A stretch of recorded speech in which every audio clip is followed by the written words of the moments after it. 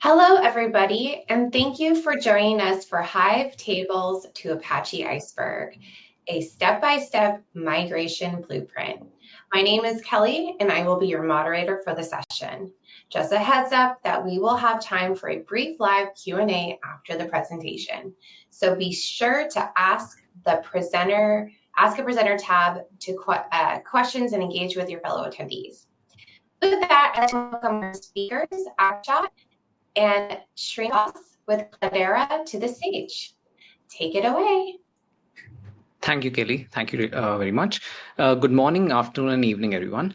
And welcome to our session on migrating from Hive to Apache Iceberg. I'm really thrilled to have you all join us from around the world today.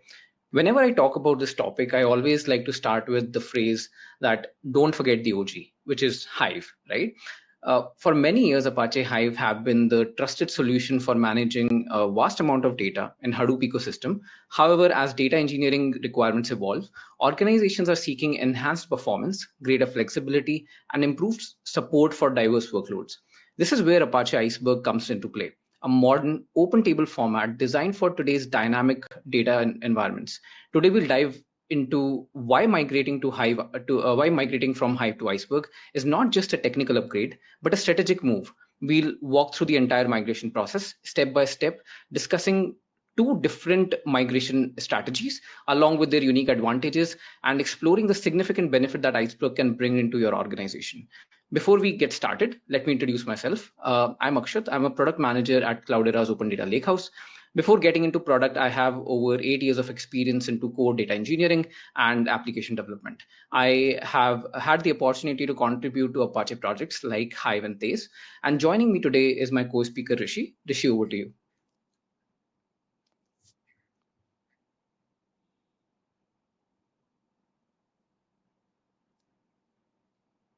Years ago, building applications with Spark, and the last five years at Cloudera, I've been focusing on helping develop and maintain Spark itself, along with Iceberg in more recent years. Over to you, Akshat. Thank you, Rishi. With that, let's talk about what we'll cover today.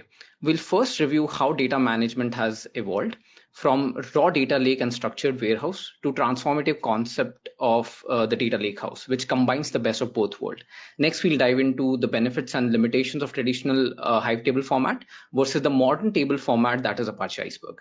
In the migration roadmap overview section, you'll get an overview of our step-by-step migration blueprint covering assessment, design, execution, and post-migration verification. Later, Rishi will do a technical deep dive where we will dealt with broad migration strategies, engine-specific considerations, and migration methods, including snapshot, in-place migration, CTAS, and so on. This part will also include a live demo where you can see these concepts in action. We'll share insights into common pitfalls that we have experienced, like renaming issues, handling concurrent writes, and managing small file accumulation. And more importantly, how you can overcome them. Finally, we'll wrap up by recapping the strategy and benefits and giving you a decision tree, which you can use or refer to when you're in the migration process. And finally, concluding and opening the floor to all your questions. So this approach actually is designed to guide you understand the strategic importance of migration to executing it efficiently, ensuring you leave with both knowledge and practical insights needed to drive this action in your organization and modernize your data architecture with Apache Iceberg. So let's embark on this journey together. As I mentioned, we'll first dive into evolution of data lakehouse, right? If you see in this diagram, all the data is generated in your OLTP, your transactional system, by your various applications, be it your user registration app, ride booking app, and etc. And the list goes on, right? Later, all the data moves over to data warehouses, maybe your Hadoop, maybe your object stores, your data lake in cloud. But this leads to a lot of data silos and in turn creates lack of visibility into what data is where, creating a huge data mess, obviously governance and compliance risks, while all you wanted to do is build a simple query like how many flights were delayed in last month, right? Which is quite simple, but quite expensive in the current way. So now talking about the challenges with the existing data ecosystem, right? As you can see, you end up creating a lot of data copies, right? Which in turn results in data deduplication cost, security gap, governance and compliance headache, and obviously additional storage costs that you brought in, right? This also brings in vendor lock-in or logged-in data, right? Which makes data not easily accessible across the board. You'll have to perform complex and costly ETL, which increases your overall ingress cost. And this comes with limited capabilities, right? Like incomplete data, view of data, and no native support for streaming and AI tools. It builds integration tags, and it has gaps in lineage tracking. So what's the solution? The solution is the data lakehouse architecture, right? As the name suggests, data lakehouse is a union of two metaphors, a data lake and a data warehouse. Metaphors can be a great way to help bridge the gap between something familiar and something new, especially when the new concept is complicated, right? However, a word of caution that the name data lakehouse is simply an abbreviation of the combination of data lake and data warehouse. There's no intuitive, helpful metaphor between an actual lakehouse and a data lakehouse. So taking an example of Cloudera's Open Data Lakehouse, right? I want to show you what a complete lakehouse architecture looks like. At the bottom of the screen, you can see the storage layer, right? It can be AWS S3, object store, maybe in GCP, Azure, Ozone, or HDFS, right? On top of that, it's the heart of the architecture, right? Which is the open table format. And for us, it's Apache Iceberg. In this layer, there's a hidden layer in between these two, which can be your file formats, be it Parquet, Avro, or ORC, and we support all, and as well as Iceberg supports all as well, right? On top of that, we have built enterprise-grade lakehouse services like replication and optimizers for all your disaster recovery and backups, and optimizer for intelligent optimization so that you don't have to worry about the table performance. You only focus on multifunction analytics on your lakehouse. On top of that, there's a unified governance and security layer, and the metadata management, right? Like REST catalog and metastore. And on top of that, you need the best in breed compute engines for all your multifunction analytics that you can perform on data lakehouse. With that, let me move to what made this possible, right? Which is the open table format. But before diving into open table format, let's take a step back and understand the foundation, right? What exactly is a table format? In traditional databases and data warehouses, we take table format for granted. We run SQL queries on them without thinking about how data is physically organized or accessed, right? When we move to data lake, storage systems filled with thousands of files, often in formats like Parquet or ORC, the concept of a table isn't as obvious.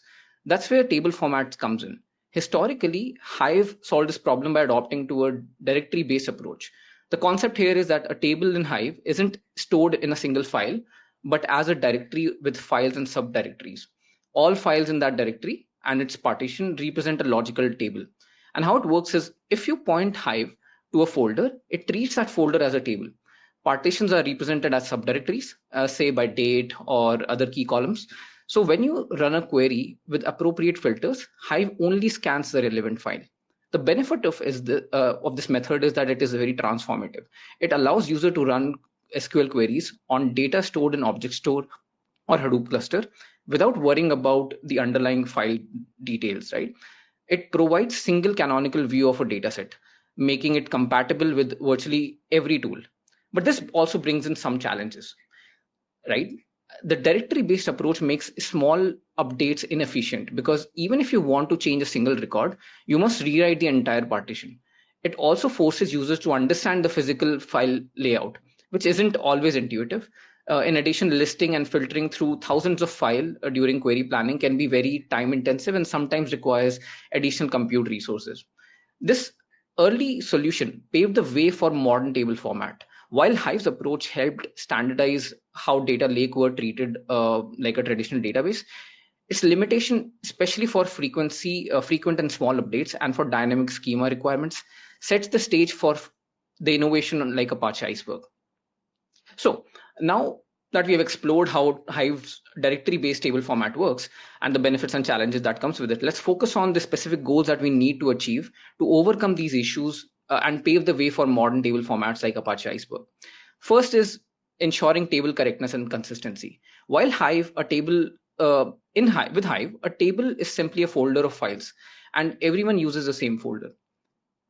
This works well for creating a single consistent view of data. However, with multiple jobs and user updating the table, ensuring that every query sees the correct consistent version of that data becomes a challenge. Our goal is to guarantee that table remains a single source of truth, even as update happens, so that analyst or analytics tool always operate on the correct data set. Second is basically faster query planning and execution. We need to reduce the overhead by only scanning the necessary files, by capturing detailed metadata like list and column stats in a central place. We can actually bypass intensive file system operations and speed up the query planning significantly. Then comes very important abstraction of physical layout from a user. Our goal is to hide this complexity from the user, and a modern table format should offer a logical view of the data, so that regardless of where the files are stored or how partitions are organized, user can simply query by the logical column and let the system manage the rest, right? With this, and obviously, right, accomplish all of these at scale. To sum up, the objective here are clear, right? We need a system that not only provides a consistent single view of data, but also dramatically improves our query performance by minimizing unnecessary file operations, simplify user experience, and solve all these challenges. We have the modern table formats like Apache Iceberg, right? And which is exactly what it addresses. So if you see on the right hand side of the slide, that's the Apache Iceberg's way of organizing the files and data, overall data files and the manifest, etc. Right? So this is how we achieve the goal. And I've mentioned this earlier, but let me be very specific on the design benefit that you get from Apache Iceberg, which is that now with this architecture, we can make efficient smaller updates. We have snapshot isolation so that your reads and write do not interface with each other, and all writes are atomic. With this, you can achieve faster query planning and execution, and all engines can see changes immediately, right? Now, I would actually want to dive into some of these features which are very important and very useful that are not there in Hive, right? Which is schema and partition evolution. Apache Iceberg is designed to handle the ever-changing nature of your data. One of its core strengths is its ability to support schema evolution and partition evolution seamlessly. With schema evolution and Iceberg, you can add, drop, rename, or reorder column even within nested structure, without needing to rewrite large part of your data. This is a major step forward compared to traditional systems, where changes often require costly, time-consuming operations. For example, if you need a new metric or update an existing field, Icebergs let you do that atomically. Any engine reading that table automatically sees the change, as every modification creates a new immutable snapshot. This ensures that your queries are always running on a consistent view of data, even as its structures evolve.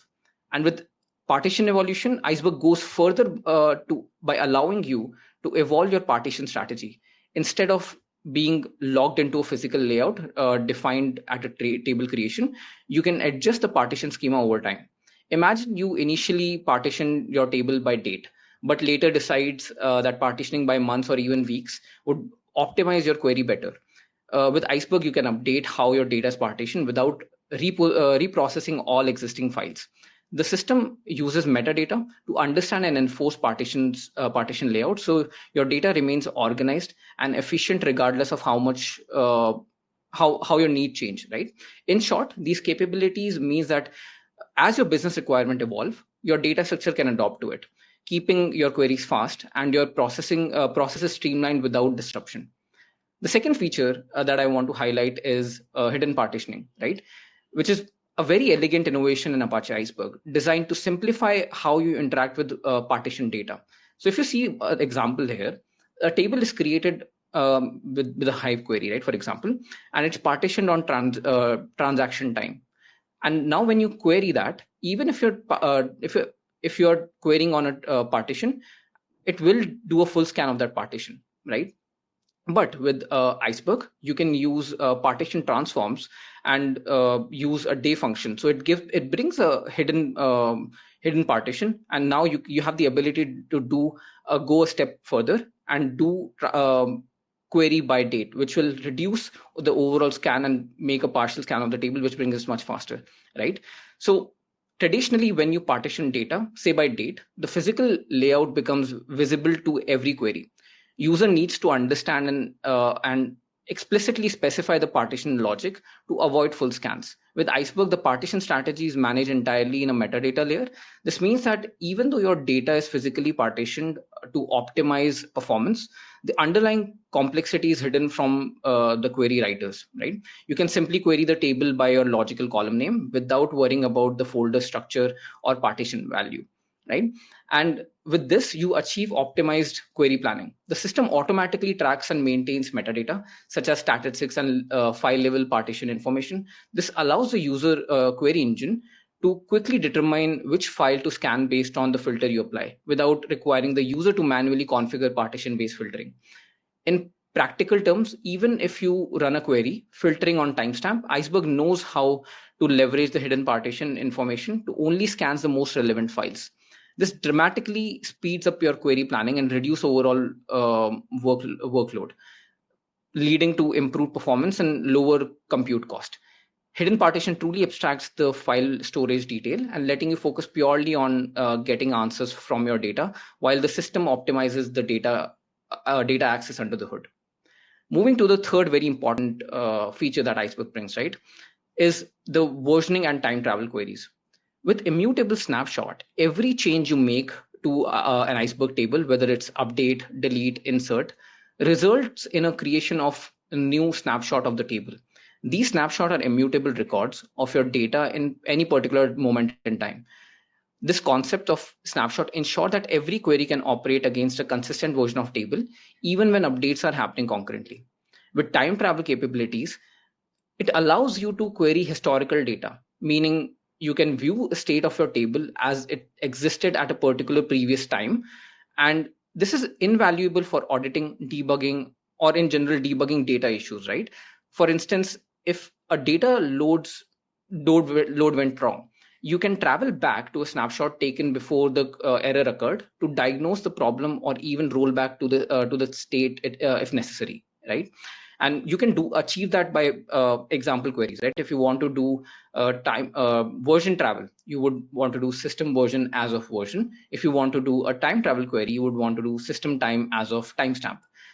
And because of its atomic and concurrent operations, each write operation creates a new snapshot. Concurrent writes are isolated from one another. This isolation prevents partial updates from being visible, ensuring that readers are always gets the latest data, correct snapshot without interference from ongoing write operations. These capabilities not only provide a safety net for your data operations, but also empowers you to build more resilient and auditable data systems. With time travel, you're not just storing data, you're preserving its history, which is crucial for both operational integrity and regulatory compliances like GDPR. We have talked about the technical benefits, right? Let's talk about the business benefit, what your business gets from adoption of Iceberg. One is obviously vendor neutrality, right? That it's an open table format which eliminates vendor lock-in, fostering innovation and collaboration within a diverse ecosystem. It gives you enhanced performance and cost saving, as we have discussed before. Because of the architecture, it enforces table correction, consistency, and atomic update. Every change creates an immutable snapshot and ensures that data read are always consistent. This gives you better data governance, security, and compliance, because now all can be managed without any additional operational complexity.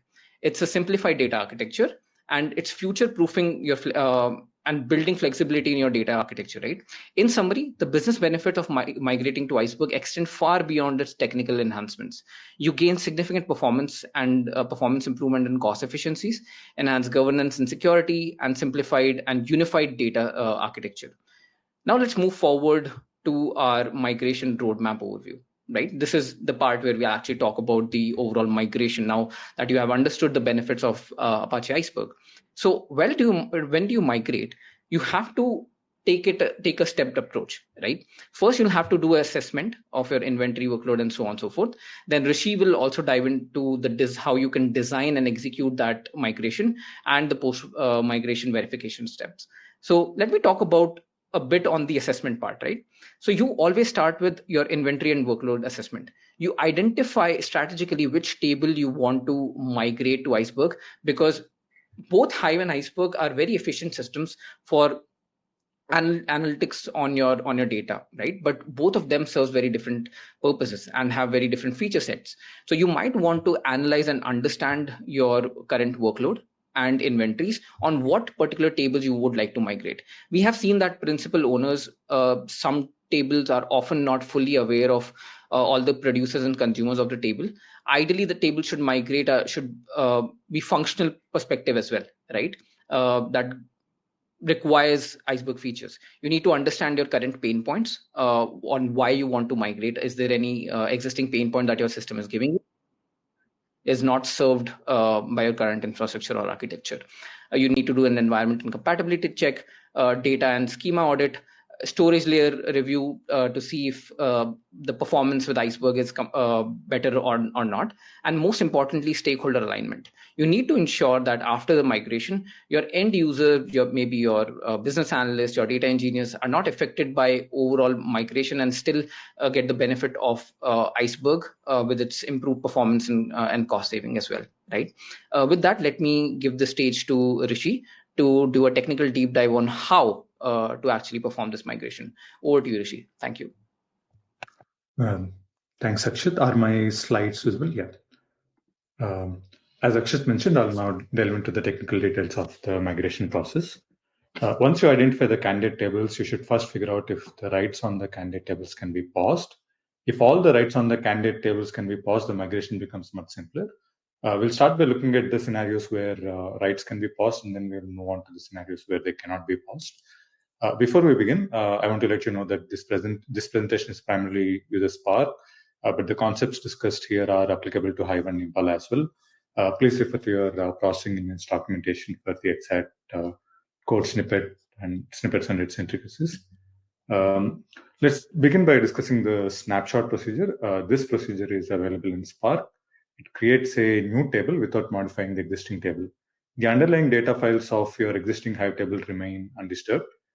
Once the procedure finishes, you can rename the newly created snapshot table to finish the migration. Alternatively, you can instead direct your writers and readers to read from and write to the newly created snapshot table instead. But that may not be an option for everybody. The procedure simply builds a new metadata layer on top of the existing data files. Any new writes on the snapshot table may store the newly created data files in a different directory than the directory of your existing Hive table. One additional advantage of this procedure is that you can test your workloads with the snapshot table before you actually do the migrate operation. If your tests succeed, you can swap your tables and consider the migration to be successful. We will discuss various tests you may want to run to validate that your migration is successful a little later in the presentation.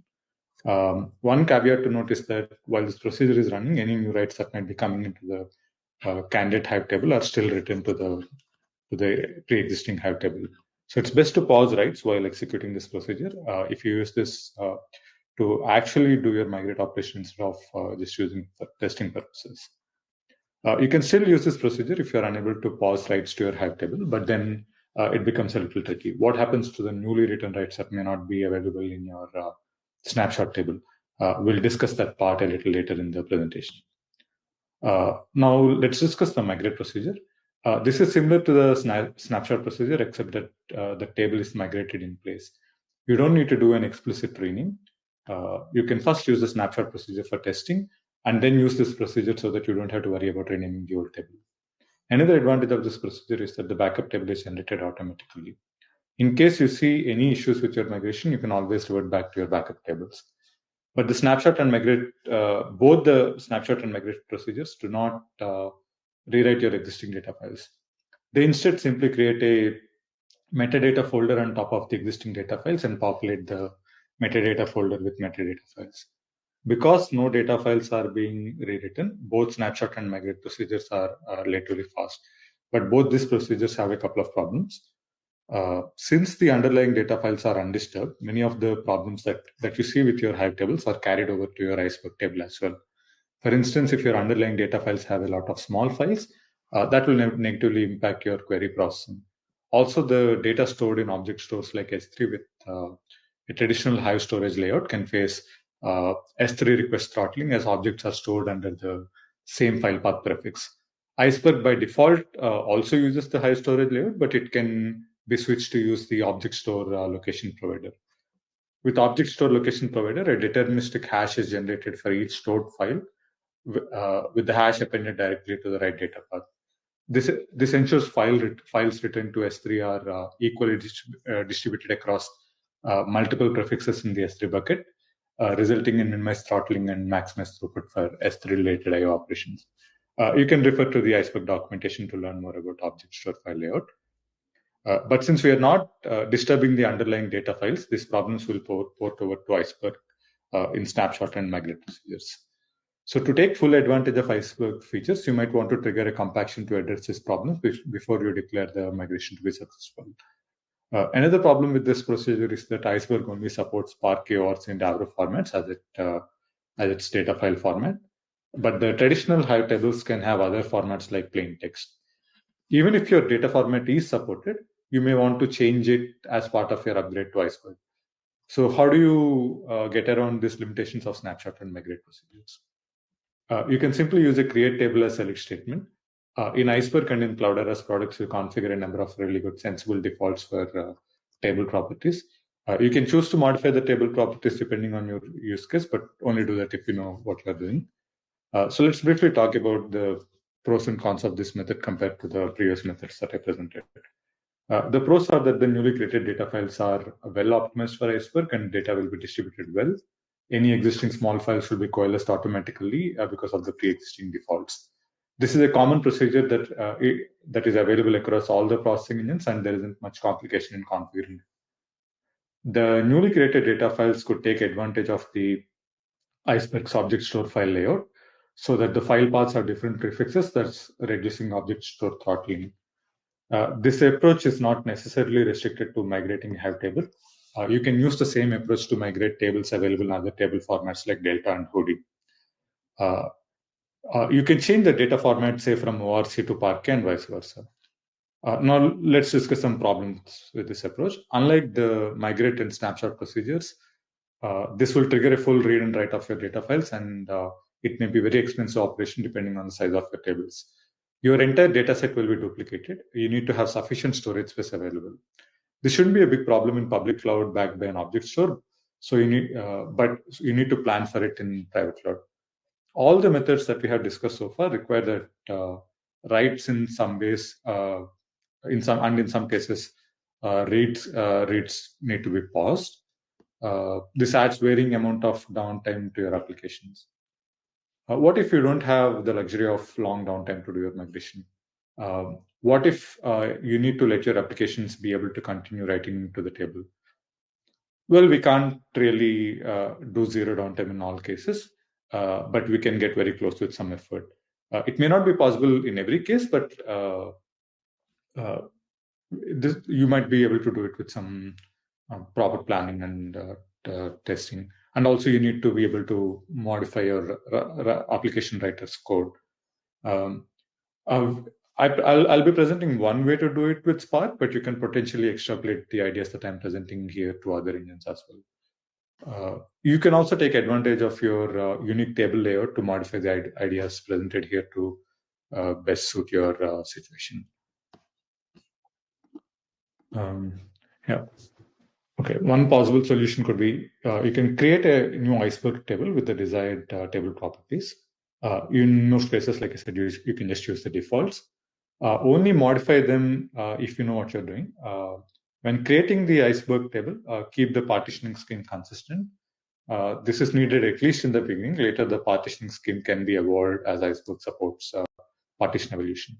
Modify your applications to write to both tables so that write to the newly created Iceberg table and they also write to the existing Hive table. But for now, only read from the existing Hive table.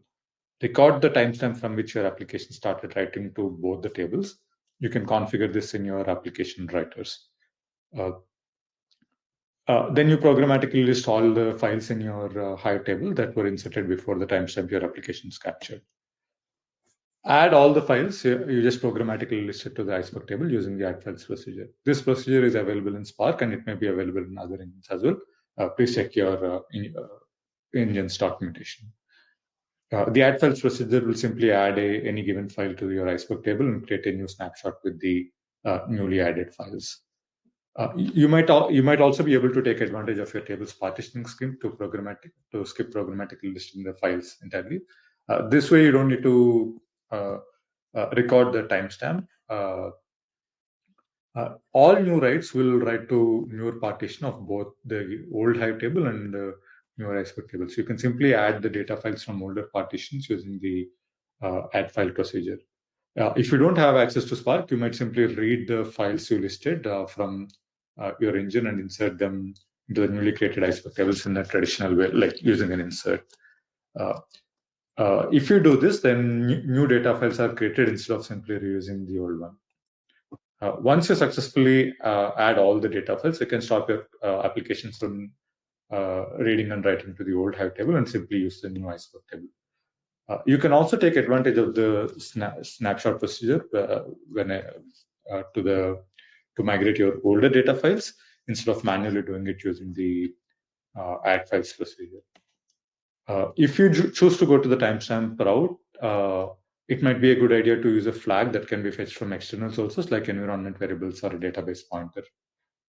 That way, you only have to modify your application code once, and you don't have to keep modifying it for each of these steps. Also, if you are capturing timestamp, that will be used to calculate files that need to be added later. You should be aware that it might be affected by the clock drift on nodes. So you might want to sync all your nodes before you start the migration process. Even then, it's not 100% guaranteed that time won't cause weird issues. It's hard to reason about time, so you should plan taking that into consideration. Taking advantage of the partitioning scheme approach is a better option than messing around with timestamps, but that option may not always be available depending on the pre-existing structure of your table.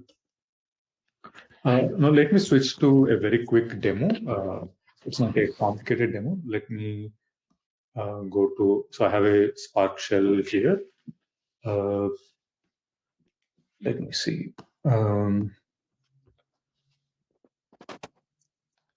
Okay, so let's start with a pre-existing Hive table. So you can see this Hive table is available. So there are some data files in this existing Hive table. Now let's see. Currently, okay, I didn't create this particular Iceberg table yet. So let me create a snapshot Iceberg table.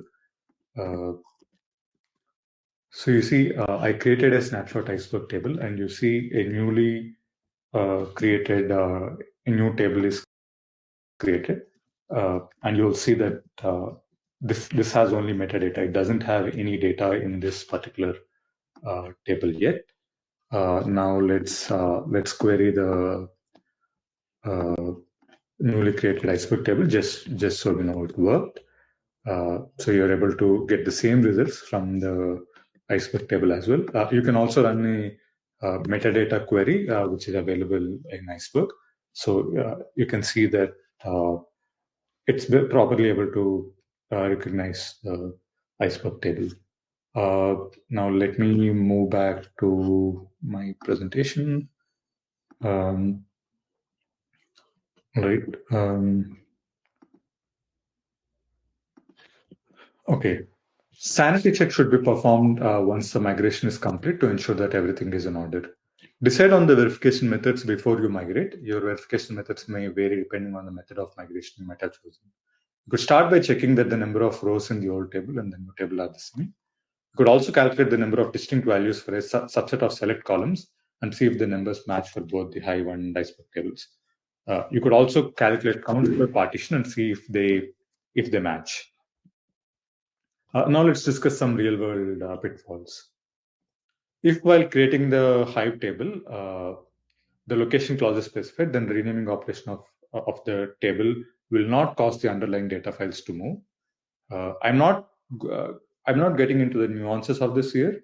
Many of the previous slides call for swapping, essentially renaming of the tables.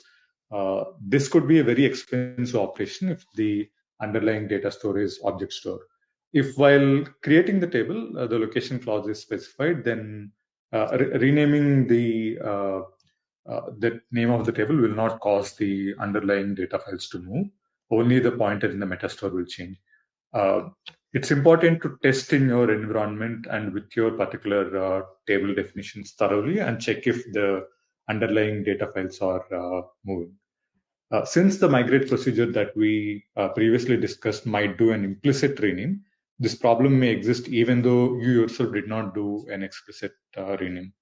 For instance, there's a backup table, you may need to revert back to the original table, and there you are doing a rename and it may cause a problem. So it's important to test migrate on a similarly created table on an engine of your choice before you do it on your production table. And this behavior may change from version to version and from processing engine to processing engine. And so it's important to test. So far, we have talked about how to migrate it, how to do a migrate from a tables perspective. Now let's briefly talk about it from your applications perspective. We have occasionally seen that new Iceberg users are surprised for the fact that writes can fail.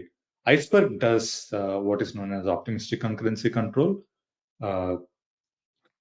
So this can happen because if there are concurrent writes, Iceberg may have to abort one write to avoid a commit conflict.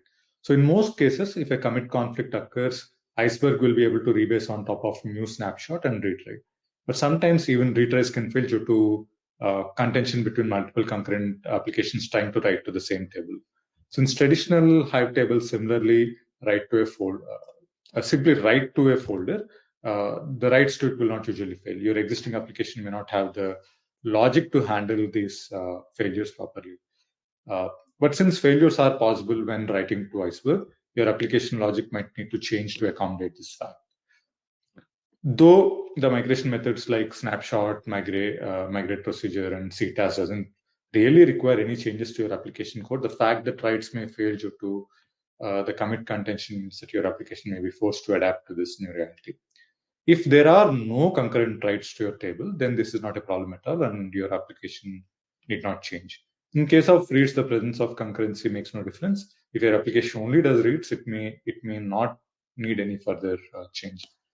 Yeah, you may need to provide your application with additional jars and configs so that they have the ability to read from the Iceberg table. In Cloudera's products, we do that automatically for you, and no further configuration changes needed. As I mentioned while discussing the migrate and snapshot procedures, tables, whether Iceberg or Hive, will suffer from small file problems. If your writes are small, Iceberg has nice defaults that mitigate these problems. If not, you'll still see the small file problems. To mitigate this and also to take advantage of several other features of Iceberg, Iceberg offers you, you'll need to periodically run table maintenance on the Iceberg table. If you didn't use create table as select, you might want to run a table migration first before you declare you might want to run a table maintenance first before you declare the migration to be successful. And then onwards, you can do periodic maintenance based on your workload characteristics. And that's all from me. Over to you, Akshat.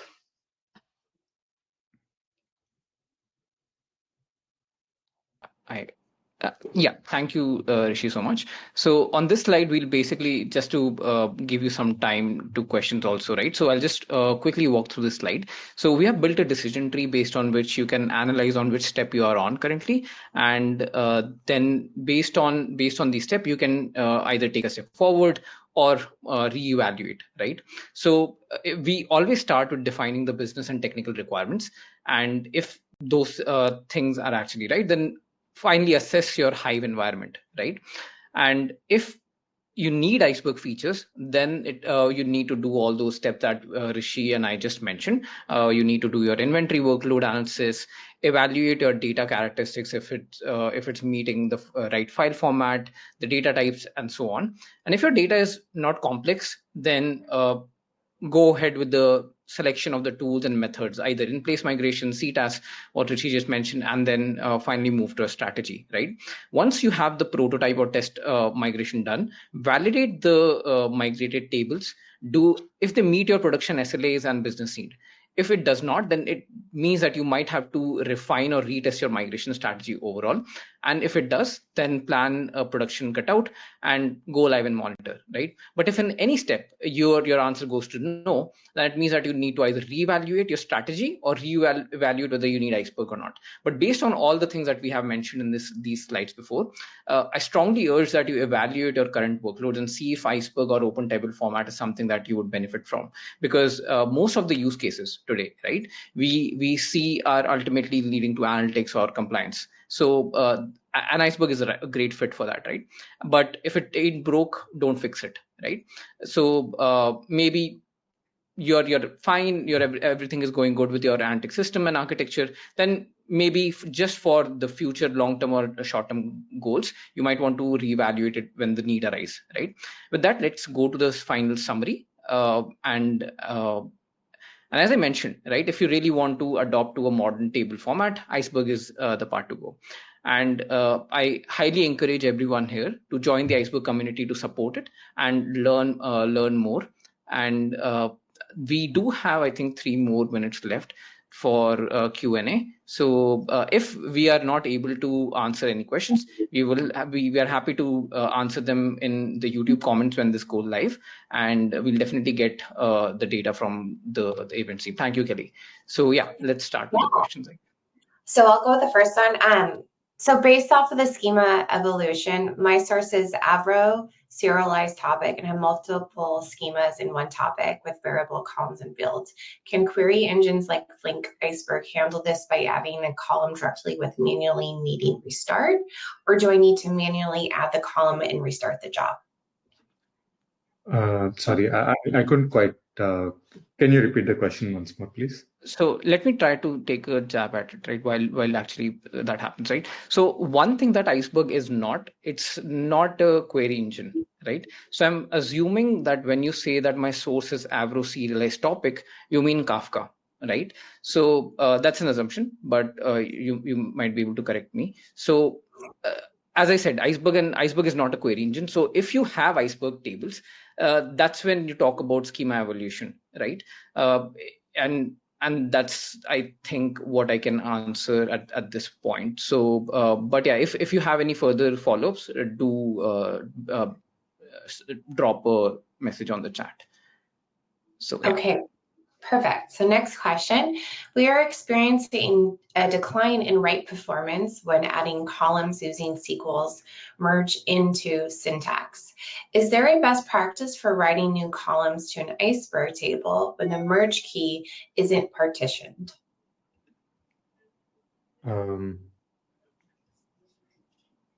Sorry, so if you're, I didn't quite understand. So if you're adding a column and merge into are slightly different, you can. So merge into usually is slightly less performant because it may do deletes and things like that. So depending on your merge query, it will be it's entirely dependent on your query. So without actually looking at your query, it's hard for me to tell. Yeah, I can't think of any best practices on the fly. I'll try to get back to you on YouTube. Yeah, I think it would be great for someone to reach out to you, because his other question is, during the technical walkthrough, he said, someone mentioned that they were trying to do those steps last year, but were unsuccessful. And do you know any limitations, or any issues with doing this in AWS? Yeah, the one that I mentioned about S3. So when you're doing it with S3, most likely your data is backed by an object store like S3, right? And a lot of the times when a rename is involved, if your table is not defined properly, a rename may trigger your underlying data files to move. And In S3, this is a very expensive operation. Otherwise, this is AWS and like traditional private cloud is no different. Great. Okay. Well, that's all the time we have for questions. Thank you guys so much again for being speakers and joining the Iceberg Summit. As a reminder, all sessions will be available on demand within 1 hour at the end of this event. Up next in this track, we have Iceberg with Flink at DoorDash with Tristan and Guar. So we'll see you guys there. Thank you so much. Bye. Thanks, everyone. Thanks, everyone.